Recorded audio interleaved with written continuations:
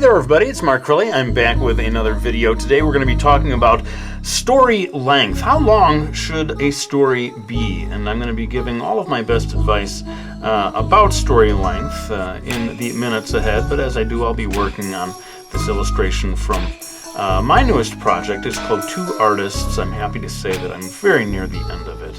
Finally, after like a year and a half of work, this graphic novel will hopefully be coming out next year. I can talk a little more about it maybe throughout this video, but for now let's go ahead and get on with my first piece of advice about story length. Number one, as a rule, writers try to make their stories as short as they can be without compromising the quality of the storytelling.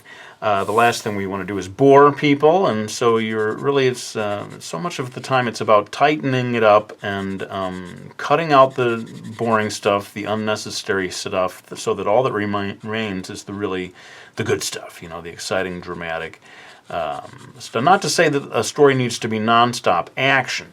Far from it. You need quiet scenes as well, but as we will find out as we go along, you want each scene to be no longer or shorter than necessary. But the problem tends to be that they're too long and that you need to shorten them. It's a little less common for the problem be that you haven't made the scene long enough. Let's move on to the next piece of advice here, and it's kind of related. Number two, most writers try to have each scene begin as late as possible and end as early as possible. It might sound a little weird to put it that way, but I've certainly heard people talk about, you want to hone in on the best part of your scene and make sure that you don't waste people's time. Let's say that you have a scene that's about a guy robbing a bank. Now, are you going to start with that guy waking up in the morning and showering and having breakfast? Not unless you can justify that. Generally speaking, we want to get to the bank robbery scene itself, and so we may start just establishing the bank, average ordinary day, and then boom, our character comes in and says, pulls his gun out, everyone on the floor, or whatever, Typically in movies and books, you'll see that they are not wasting your time. They're starting the scene, as I said, as late as possible. What is the latest point at which we can start this scene and still have it comprehensible? Now that's not to say that you don't sometimes have an effective scene that has quite a lot of chatter at the beginning of seemingly inconsequential talk among the people at the bank or whatever as a technique, but it's a choice. That's the main thing about all of this, is you're not just doing this because you feel like writing dialogue. You have deliberately chosen to include this dialogue scene because it's going to add to the shock and the drama of the bank robber coming in and suddenly telling everyone to get on the floor. Anyway, that's, as I will say at the end of this video, this is all more art than science. Everyone is sort of figuring all these things out for themselves. But the main thing is to be thinking about it and having all of these things be a deliberate choice. Let's move on to number three. Creating a plot outline as early in your process as possible is the best way of knowing exactly how long your story needs to be. Now, I've been working this way for years. It's been a very long time since I tried to tell a story without having a plot outline. I like to know where I'm going. I like to know what the ending is so that I don't paint myself into a corner. But if you've got a plot outline and you sort of know the key scenes, then you know exactly where your story is going to end, and you have a strong sense all the way through. Oh, okay, I'm still in the beginning. Now I've reached the middle. You can keep looking at that plot outline and have a pretty good idea of how close the ending is going to be. I like working with a plot outline. Now, a lot of people, I think, will just sort of jump in and make it up as they go along. And that is certainly a legitimate form of writing, and a lot of people can really make that work for them. I think what tends to happen is you end up with a rough draft that is the thing that you made up as you went along. And then you have to go back and really start to tweak things a lot to, to sort of maybe eliminate some of the blind alleys, things that you were just sort of stumbling around. You thought it might work, and then it turns out that it didn't. So every writer has their own way of doing things. I have found that I just want to know not all the details, but just the basics of the key scenes, and leave it loose enough that I might come up with a better idea and change things, but at least I have this blueprint that I'm following. And then I feel quite confident of, this story is going to end exactly when I intended it to end, and not a moment sooner or a moment later. Let's move on to number 4. Every scene in a story should have a purpose. It's helping the reader to understand something, or it's moving the plot forward in some way. If you can't justify a scene beyond it's a cool sequence, it probably shouldn't be in the story. I think what happens in terms of stories being too long is sometimes you've got scenes that have no purpose. And I think the beginning writers are maybe not thinking of it this way, that scenes are there to tell the reader, to make sure the reader knows something, or they are literally moving the plot forward from one thing to another. And so this scene is about the guy messing things up on the job so badly that he gets fired, right? Well, that's a very clear plot point, and we've changed this guy's situation. He had a job at the beginning of the scene, and at the end of the scene, he doesn't have a job anymore. That's a typical sort of purpose for a scene. That's why we are including this, because him not having a job drives him to become a supervillain or whatever. You're thinking, why am I writing this scene? What is the point? What is it for? And generally speaking, apart from a kind of a slice of life type story, which I think sort of breaks a lot of rules of storytelling, but some people can make it work, most plot-driven stories, each scene has a very clear purpose, and that writer can tell you exactly what it was they were trying to achieve, what information they were trying to get to the reader. And especially when you've got a plot outline, this scene is setting something up, and there's going to be a payoff later on. That's one of the big benefits of having a plot outline, is you can see the future almost as a writer. You know where it's going, and you can lay the groundwork. Of course, for some people, that takes all the fun out of it. It's like, I don't want to know exactly where it's going. I like the spontaneity. So, as I said, there's so many different ways of doing this, and I certainly don't want to be the guy who says, everybody needs an outline. No, that's not the case. That's the way I work, but certainly I know a lot of people like to take the more spontaneous route. In any case, by the end, generally, every scene does have a very clear purpose, and the writer understands that, if not necessarily the reader, until they get to the end of the story. Here we go, number 5. A writer doesn't necessarily know the best story length on the first draft. Once you've got at least some version of the story down, you can go back, see which scenes are too long, and shorten them, or cut them out altogether if you find they're just not necessary. Conversely, the first draft may reveal that you need to add scenes, new sequences that will make the story its best.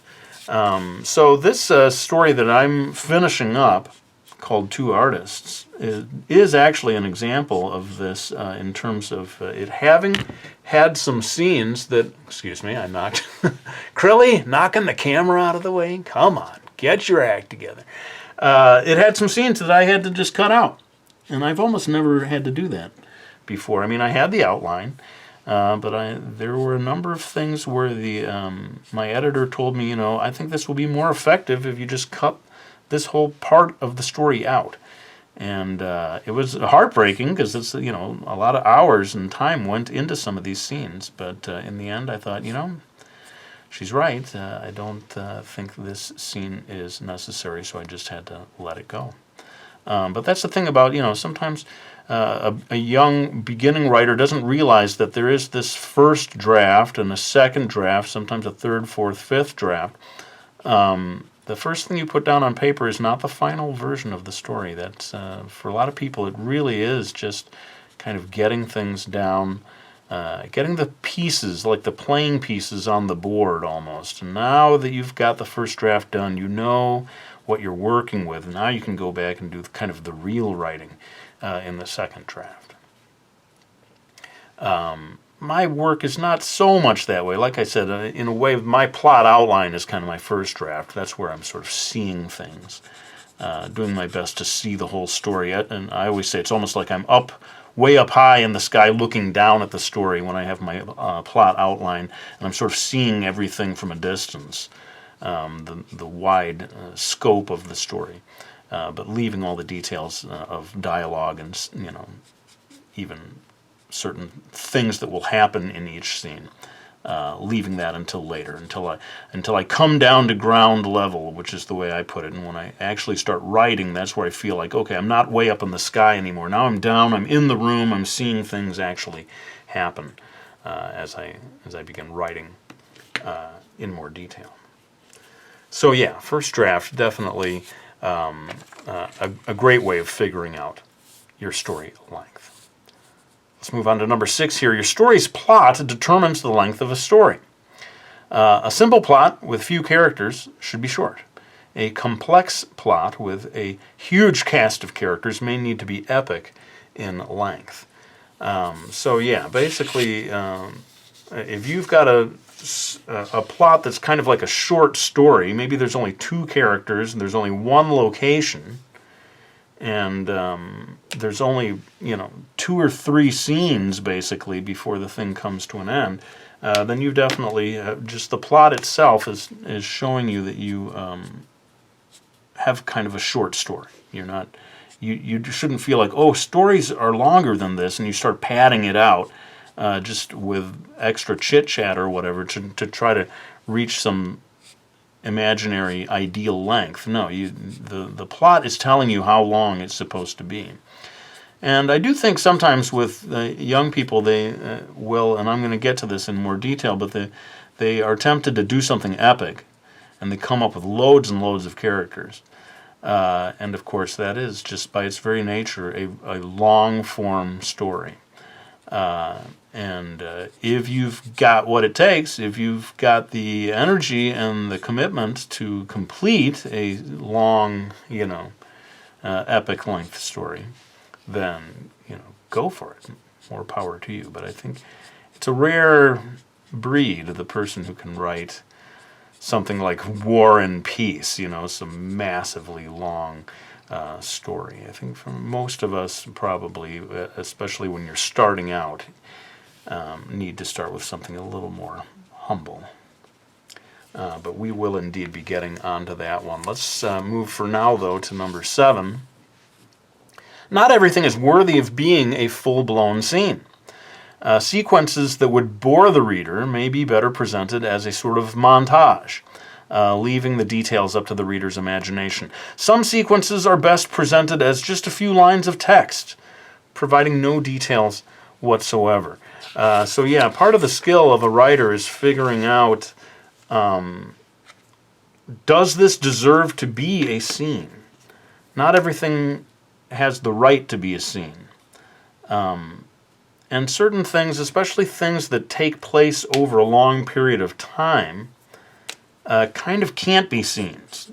Let's say you have a sequence in your story in which you see the young woman come in and get a job in the mail room at this company. And then the story is that over a period of years, she works her way all the way up to the top until she's CEO of the entire operation. Well, you can't show all of those scenes. It takes too long. It would take you years of writing to show the years that transpired as she achieved this goal. And really that kind of thing typically becomes what I refer to as a montage. Where we see little bits of it, right? Where, you know, she's in the mailroom. Next thing we see, she's worked her way up to middle management. We see her as vice president or whatever. And then finally, she gets to be CEO. And that's when we slow down again and the montage ends. And we get another full-blown scene of something that deserves to be a full-blown scene. But just in general, think about sometimes these things, these like beats in your story, are not worthy of being an actual scene. And very often, you know, I use narration in comics sometimes to sort of dispense with something that I feel really, truly has no business being presented as a scene. And just in a few lines of narration, you know, you can just get that information to the reader and then move ahead to something that really deserves to be a scene. Now hang on, because we're getting close to the end of my bits of advice, but I want to get a little more work done on this illustration. I'm going to pull out my trusty white gouache. No, it's not trusty, Mark. It's the beloved white gouache. Get it right. And I'm going to add a little extra detail to this illustration before we come back with pieces of advice 8, 9, and 10.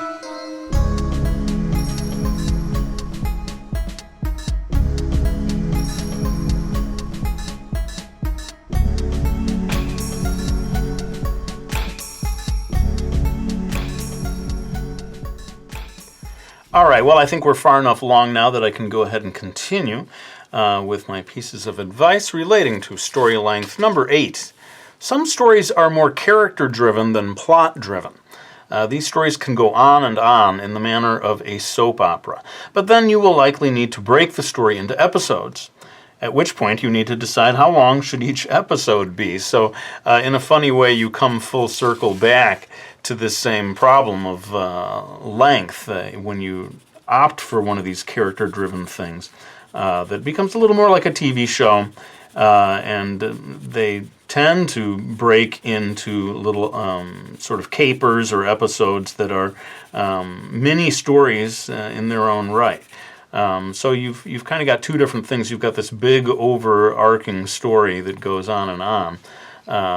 Say, for example, Breaking Bad, I think, is an example of a TV show that did have one big long story that it was telling, but it certainly broke into individual episodes, individual sequences that could be kind of plucked out and treated as mini stories in their own right. And I'm sure, I listen actually to this podcast by the makers of Breaking Bad and Better Call Saul, and they talk about how they figuring out the length of each episode is a challenge, and they sometimes have to cut scenes and so forth. So they definitely are dealing with these same issues, professionals, every day in terms of the length of things. And very often you are writing to a particular length. You can't just keep writing and writing. They need each one of these things to be a certain length, and then you really have to get disciplined in terms of organizing things and figuring out what is in the story and just how many pages, sometimes down to the lines of dialogue even, you have to work out how long is this thing going to be. And that's a whole different kind of skill set, I think, of being able to write that way. Let's move on now to number 9. If you have started a lot of stories but have never finished any of them, the problem may be that you're attempting something too ambitious, too epic in length. I referred to this earlier. I think some people, sometimes young people starting out, they're like, oh, I've got this great story. It's like The Lord of the Rings, and there are 27 different characters, and it covers, decades or centuries or something like that. And sadly, unless you've got the energy to complete a story like that, you will find that you start with a lot of gusto, and then some weeks later, you just are nowhere past even the first few scenes. And maybe the simple fact that you've embarked on such an epic tale is what's getting you into trouble. My first story, when I was trying to create something publishable, was only 33 pages long. It was a comic book story of quite modest length. It was called Akiko on the Planet Smoo, and that was the thing that really got things started for me. But it was not an epic tale, and it had I suppose something like 7 or 8 characters maybe, but really only 5 core characters. And out of those 5, the 3 of them had most of the dialogue. So it helped in a way to not be biting off more than I could chew. Start with something, that appears modest in scope, and then just that will allow you to complete it and have that feeling of, I did it, I finished a story, and that gives you the energy and the experience to maybe eventually take on something epic. I have to say, in my whole career, I don't think I've done anything that would really count as epic in length. With huge numbers of characters. That's just not my skill set, really, and I tend to come up with stories that have, as I said, something like 5, 6, 7 characters, and then really maybe just only 2 or 3 of them that are at the core of it. Brody's Ghost is an example of that. Brody and Talia, the 2 main characters, really are something like 80% of that story. Really, the other characters are relatively minor by comparison. But anyway, that certainly is something to keep in mind for those of you who are frustrated by not being able to finish stories.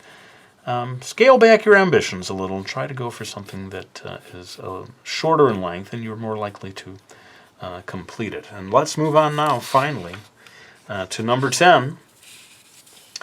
In the end, story length is more art than science. You have to commit to your own storytelling instincts, giving each scene the length that feels right to you. A master storyteller can tell a very long story and no one will be bored for a second. Very true.